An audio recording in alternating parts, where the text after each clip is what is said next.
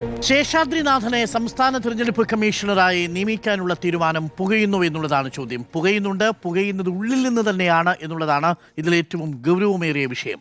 രണ്ട് കാര്യങ്ങൾ പറയാം. ഒന്ന്, എന്തുകൊണ്ടാണ് ഈ സ്റ്റേറ്റ് ഇലക്ഷൻ കമ്മീഷണർ നിയമനം അതീവ രാഷ്ട്രീയ ജാഗ്രതയോടെ സൂക്ഷ്മതയോടെ വേണം എന്ന് പറയുന്നത്? ഞാൻ ആ ഭാഗത്ത് ഒരു പരിധിവരെ PM നിയാസിൻ്റെ ഭാഗത്താണ്.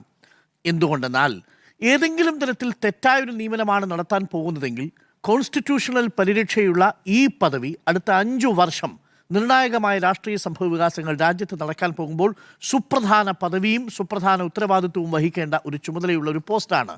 ആ പോസ്റ്റിലേക്ക് ഏതെങ്കിലും തരത്തിൽ സംഘപരിവാർ ബന്ധമുള്ള ഒരാളാണ് വരുന്നതെങ്കിൽ അത് കേരളത്തിൽ സൃഷ്ടിക്കാൻ പോകുന്ന മാറ്റം ചെറുതായിരിക്കില്ല എന്നുള്ളതാണ്.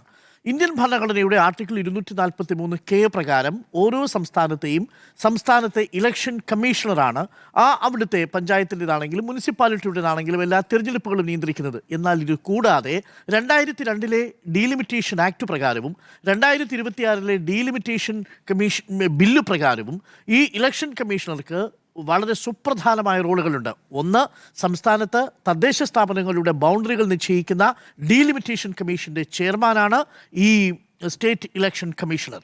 രണ്ട്, സംസ്ഥാനത്തെ അസംബ്ലിയുടെയും ലോക്സഭാ മണ്ഡലങ്ങളുടെയും അതിർത്തി നിശ്ചയിക്കുന്ന ഡീലിമിറ്റേഷൻ കമ്മീഷനിലെ 3 അംഗങ്ങളിൽ ഏറ്റവും പ്രധാനപ്പെട്ട പദവിയിലുള്ളയാളായിരിക്കും ഈ ഇലക്ഷൻ കമ്മീഷണർ. അപ്പോൾ 2029 ഈ ഡീലിമിറ്റേഷൻ ബില്ല് പ്രകാരമുള്ള ഡീലിമിറ്റേഷൻ നിലവിൽ വരുമ്പോൾ കേരളത്തിലെ ലോക്സഭാ മണ്ഡലങ്ങളുടെയും നിയമസഭാ മണ്ഡലങ്ങളുടെയും പഞ്ചായത്തിൻ്റെയും കോർപ്പറേഷൻ്റെയും മുനിസിപ്പാലിറ്റിയുടെയും അതിർത്തി നിശ്ചയിക്കാൻ പോകുന്നയാളായിരിക്കും ഈ ശേഷാദ്രിനാഥൻ എന്നുള്ളതാണ് ഏറ്റവും പ്രധാനപ്പെട്ട കാര്യം. അപ്പോൾ ആ ശേഷാദ്രിനാഥൻ്റെ നിയമനം ഗൗരവത്തോടുകൂടി, അഥവാ ആ CEO ഇലക്ഷൻ ഓഫീസറുടെ നിയമനം വളരെ സൂക്ഷ്മതയോടുകൂടിയാവണം. പ്രിയപ്പെട്ട പ്രേക്ഷകർക്ക് അറിയാമല്ലോ എന്താണ് ബംഗാളിൽ സംഭവിച്ചത് എന്ന്.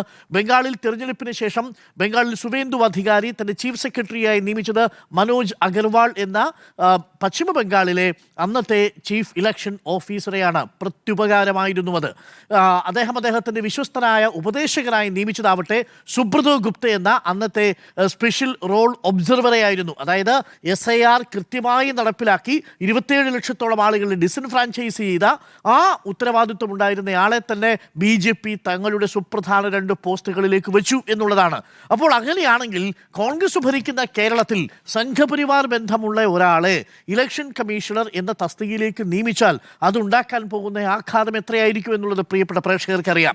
അപ്പോൾ അതാണ് ആ പദവിയുടെ പ്രാധാന്യം എന്ന് പറയുന്നത്. ഇനി രണ്ടാമത്തെ കാര്യം, യഥാർത്ഥത്തിൽ അങ്ങനെ ഈ പറയുന്ന ഒരു സംഘപരിവാർ ബന്ധം ഈ ശേഷാദ്രിനാഥൻ ഉണ്ടെന്ന് നമ്മുടെ മുന്നിൽ തെളിയിക്കപ്പെട്ടിട്ടുണ്ടോ എന്നുള്ളതാണ്. എൻ്റെ മുന്നിൽ ദ ഇന്ത്യൻ എക്സ്പ്രസിൻ്റെ ഒരു വാർത്തയുണ്ട്. ആ വാർത്തയുടെ ഏറ്റവും ഒടുവിൽ റിപ്പോർട്ടർ പറയുന്നത് ചില ഈ സംഘപരിവാറുമായി ബന്ധപ്പെട്ട അഭിഭാഷക പരിഷത്തിൻ്റെ അഭിഭാഷകരോട് ശേഷാദ്രിനാഥനെ കുറിച്ച് ചോദിച്ചപ്പോൾ അവർ പറഞ്ഞൊരു വാചകം ഹിന്ദു മൂല്യങ്ങൾ ഉയർത്തിപ്പിടിക്കുന്ന ഒരാളാണ്. ഹിന്ദു മൂല്യങ്ങൾ ഉയർത്തിപ്പിടിക്കുന്ന ഒരാൾക്ക് മതേതരനായിരിക്കുന്നതിനകത്ത് തെറ്റൊന്നുമില്ല. മുസ്ലിം മൂല്യങ്ങൾ ഉയർത്തിപ്പിടിക്കുന്നയാൾക്ക് മതേതരനായിരിക്കുന്നതിന് ബുദ്ധിമുട്ടില്ല. പ്രശ്നം ഇദ്ദേഹം ഏതെങ്കിലും തരത്തിൽ നേരിട്ട് സംഘപരിവാറിൻ്റെ ഏതെങ്കിലും സംഘടനയിൽ അംഗമാണോ എന്നുള്ളതാണ്. ഇതുവരെയും അതിനുള്ള വ്യക്തമായ തെളിവ് നമ്മുടെ മുന്നിലില്ല. ടു ബി ഫ്രാങ്ക്, വളരെ സത്യസന്ധമായി പറഞ്ഞാൽ ഈ ഇരിക്കുന്ന ഞങ്ങളുടെ ആരുടെയും കയ്യിൽ ഈ സംഘപരിവാറിൻ്റെ പരിഷത്തിൻ്റെ ഏതെങ്കിലും ഔദ്യോഗിക സംഘപരിവാർ സംഘടനയുടെ ഭാഗമാണ് നിലവിൽ ഈ ശേഷാദ്രിനാഥനെന്നോ അദ്ദേഹത്തിന് 26 വർഷത്തെ ജുഡീഷ്യൽ സേവനത്തിനിടയിൽ എപ്പോഴെങ്കിലും സംഘപരിവാറിൻ്റെ ഏതെങ്കിലും സംഘടനയുടെ ഭാഗമാണോ എന്നുള്ളതിന് തെളിവുകൾ നമ്മുടെ മുന്നിൽ നേരിട്ടില്ല. ഇദ്ദേഹം ഓൾ ഇന്ത്യ ജഡ്ജ് അസോസിയേഷൻ്റെ വൈസ് പ്രസിഡൻ്റാണ്. 2.5 വർഷക്കാലം കേരളത്തിലെ ജുഡീഷ്യൽ ഓഫീസേഴ്സിൻ്റെ അസോസിയേഷൻ്റെ അധ്യക്ഷനായി ഇരിക്കുകയും പ്രസിഡൻ്റായിരിക്കുകയും ചെയ്തയാളാണ്. ഇതിനും അപ്പുറത്തേക്ക് അദ്ദേഹത്തിന് ഒരു വലിയ ട്രാക്ക് റെക്കോർഡുണ്ട്. അദ്ദേഹം കോഴിക്കോട് ജില്ലാ ജഡ്ജിയായിട്ട് വരുന്നത് പരീക്ഷ എഴുതിയാണ്. അദ്ദേഹം അഭിഭാഷകനായിരുന്ന സമയത്ത് അല്ലെങ്കിൽ പഠിക്കുന്ന സമയത്ത് അദ്ദേഹം SFI ആയിരുന്നു. PM നിയാസ് എന്ന് സമ്മതിക്കുന്നുണ്ട്.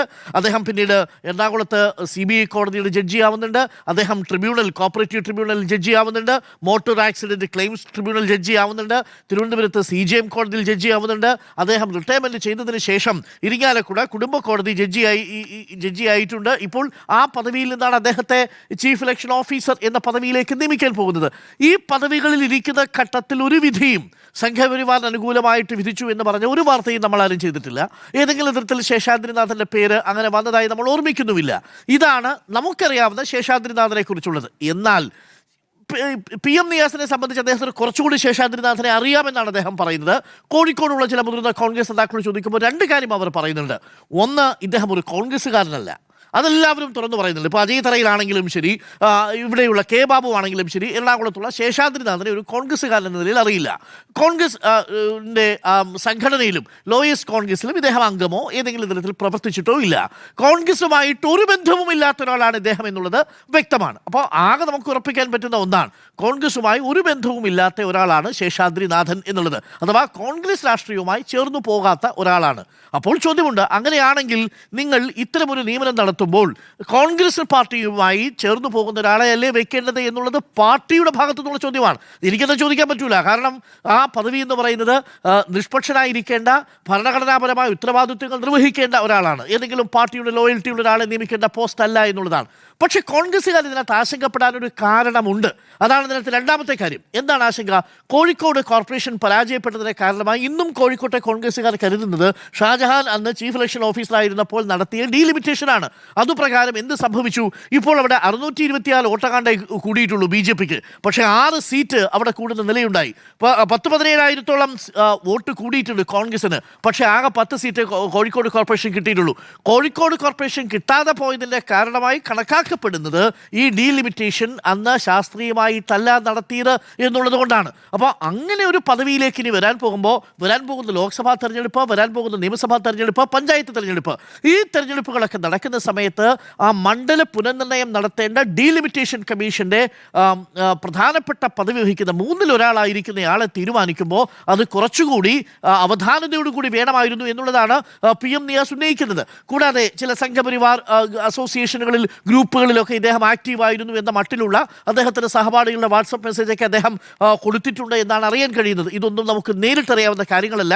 അദ്ദേഹം നേരിട്ട് ഏതെങ്കിലും തരത്തിൽ സംഘപരിവാറിൻ്റെ പദവി വഹിച്ചിരുന്നതായി നമുക്ക് സാക്ഷ്യപ്പെടുത്താൻ തെളിവുകളും നമ്മുടെ കയ്യിൽ ഈ ഘട്ടത്തിലില്ല. നാളെ ആ തെളിവുകൾ പുറത്തു വന്നാൽ നമുക്ക് ആ സമയത്ത് അങ്ങനെ സംസാരിക്കാം. പക്ഷെ പ്രശ്നം അവിടെയല്ല. എന്തുകൊണ്ടാണ് VD സതീശൻ പറിക്കുന്ന ആണിയല്ല ഇങ്ങനെയാവുന്നത് എന്നുള്ളതാണ്. പറിച്ചുകൊണ്ടിരിക്കുന്ന ആണി മുഴുവൻ അങ്ങനെയുള്ളതായി തീരുകയാണ്. ഇതാ നോക്കൂ, KB പ്രദീപ്, നിങ്ങൾക്ക് വിശ്വസിക്കാൻ കഴിയില്ലല്ലോ. സ്മാർട്ട് ക്രിയേഷൻസ് എന്ന് പറയുന്ന ഈ ശബരിമലയിലെ സ്വർണ്ണക്കൊള്ളിൽ പ്രതിസ്ഥാനത്ത് നിൽക്കുന്ന ഗോവർദ്ധൻ്റെയും ഈ ഭണ്ഡാരിയുടെയും എല്ലാം വക്കീലിനെ പിടിച്ച് സംസ്ഥാനത്ത് ഇതേ അമ്പലമുള്ള ദേവസ്വം ബോർഡിൻ്റെ സ്പെഷ്യൽ പ്ലീഡറായി തീരുമാനിക്കുകയാണ്. അപ്പോൾ പിടിക്കുന്ന ആണിയെല്ലാം ഇങ്ങനെയുള്ള ആണിയായി തീരുന്നതിന് പിന്നിൽ എന്താണ് എന്നുള്ളത് ഗൗരവപൂർവ്വം ആലോചിക്കേണ്ട വിഷയമാണ്. അത് വേണമെങ്കിൽ പ്രതിപക്ഷം ആരോപിക്കുന്നത് പോലെ ഒരു സോഫ്റ്റ് ഹിന്ദു പൊസിഷനാണോ എന്നുള്ളത് സംശയിക്കാതിരിക്കാൻ നിവൃത്തിയില്ല. 2 കാരണങ്ങൾ ഞാൻ പറയാം. ഒന്ന്, ഇപ്പോൾ സംസ്ഥാനത്തെ വിവിധ സർവകലാശാലകളിൽ നടന്നുകൊണ്ടിരിക്കുന്ന കാവ്യവൽക്കരണം നോക്കൂ. എത്ര നഗ്നമായിട്ടാണ് ഗവർണർ ഈ വിഷയത്തിൽ ഇടപെട്ടുകൊണ്ടിരിക്കുന്നത്. ഇന്നിപ്പോൾ വന്ന വാർത്ത, കേരള സർവകലാശാലയിലെ സ്റ്റാൻഡിംഗ് കൗൺസിലായിട്ട് വൈസ് ചാൻസലർ ഒരാളെ തീരുമാനിച്ചിരിക്കുന്നു എന്നുള്ളതാണ്. സിൻഡിക്കേറ്റ് തീരുമാനിക്കേണ്ടതാണ്. സിൻഡിക്കേറ്റിനെ നോക്കുകുത്തിയാക്കിക്കൊണ്ടാണ് ആ തീരുമാനം. കണ്ണൂർ സർവകലാശാലയിൽ മിഷൻ മലയാളത്തിൻ്റെ ഡയറക്ടറായിട്ട് അവിടുത്തെ ഒരു സംഘ നേതാവിനെ തീരുമാനിച്ചിരിക്കുന്നു ഗവർണർ എന്നുള്ളതാണ്. എവിടെ ഉന്നത വിദ്യാഭ്യാസ വകുപ്പ് മന്ത്രി? എവിടെ ഒരു വാക്കുകൊണ്ട് പോലും VD സതീശൻ പ്രതികരിച്ചോ? സംഘപരിവാർ MG സർവകലാശാലയിൽ വൈസ് ചാൻസലറായിട്ട് നിയമിച്ചു. അതിനുശേഷം അവിടെ 19ഓളം പ്രതിനിധികളെ തീരുമാനിച്ചു. ഇതെല്ലാം ഗവർണർ സംഘപരിവാർ നോമിനേറ്റ് ചെയ്തിരിക്കുകയാണ്. ഇതാ നോക്കൂ, കാർഷിക സർവകലാശാലയിൽ സജിത റാണി എന്ന് പറയുന്ന സംഘപരിവാറിന്റെ നേതാവിനെ സർക്കാർ കൊടുത്ത ലിസ്റ്റിൽ നിന്ന് വെട്ടി VC ആയി നിയമിച്ചു.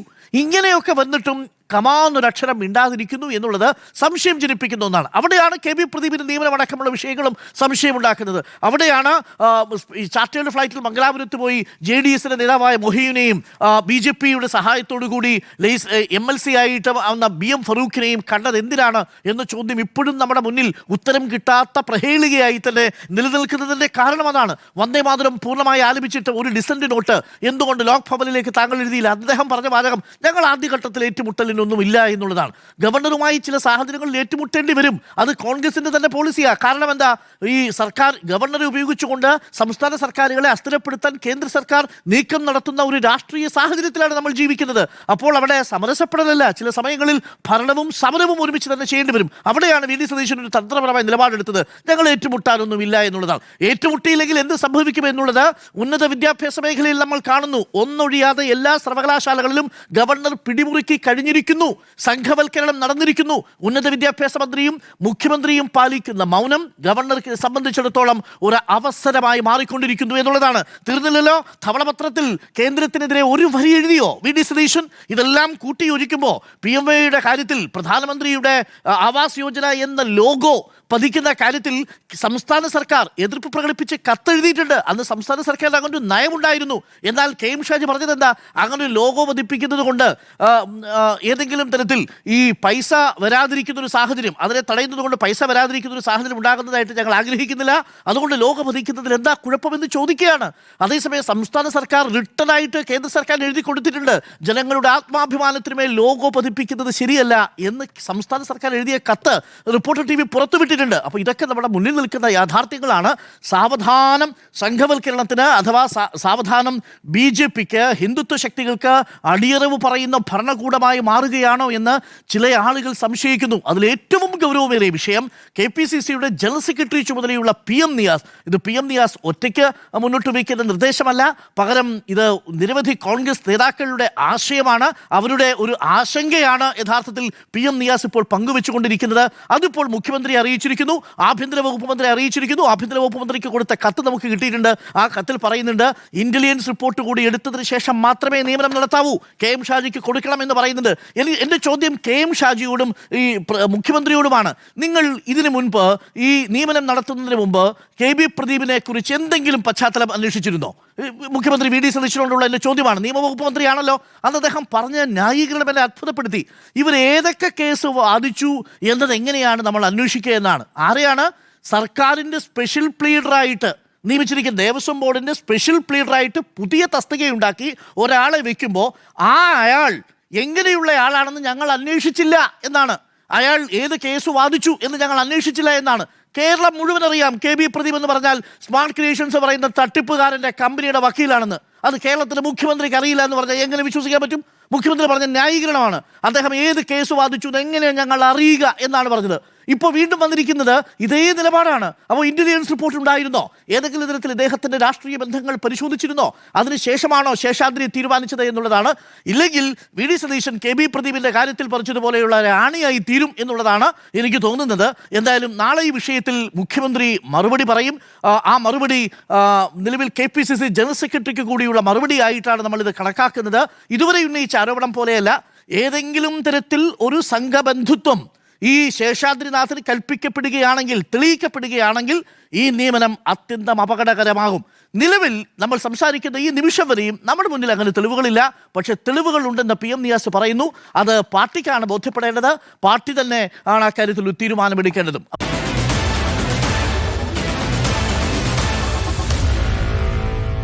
Meet the editors.